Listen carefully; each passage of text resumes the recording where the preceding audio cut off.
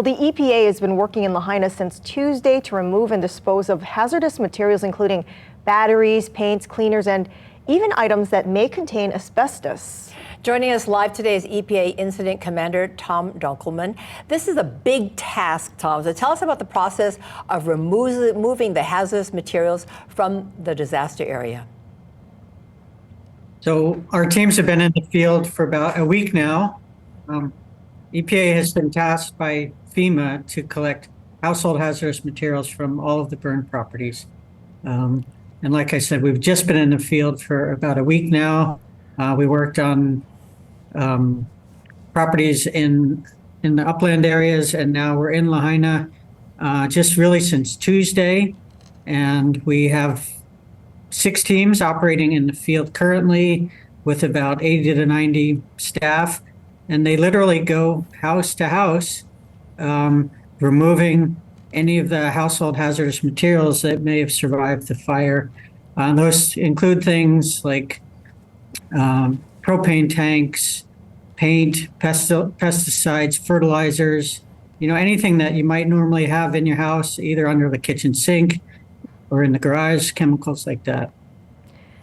And Tom, you mentioned that you were in upcountry earlier in Kula. Anything unusual or surprising compared to other cleanups you've done that you folks found either in Kula or in Lahaina so far? I think the one waste stream that's a little unique to us here is that we're seeing lots more lithium batteries from electric vehicles and the power walls associated with electric vehicles. So that's a little bit of a nuance for us, but so that's a waste stream that we're going to have to handle separately. Now, we understand that you've also trained and hired cultural monitors. So explain their role working with you.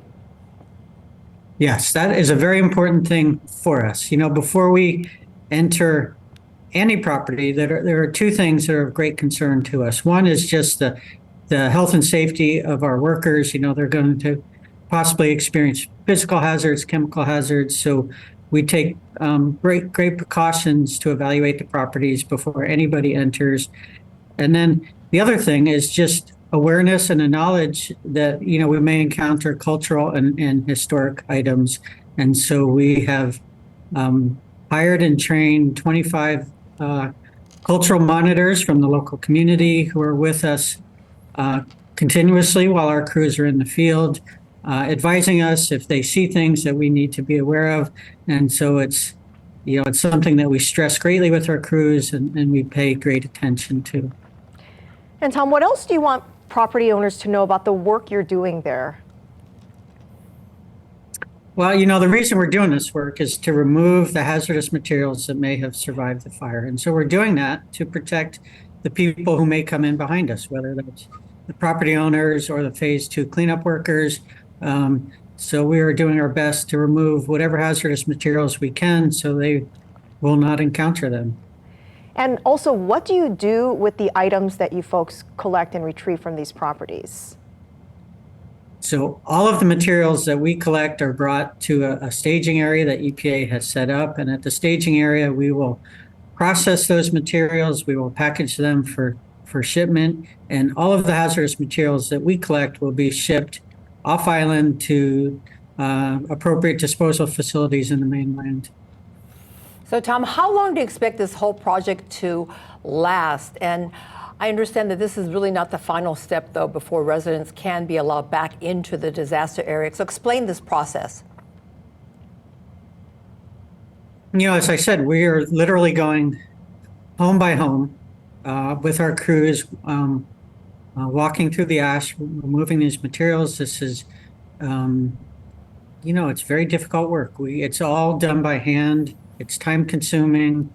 We're dealing with all of our workers are in full PPE, booties, gloves, Tyvek, respirators, so that the heat for them is definitely an issue.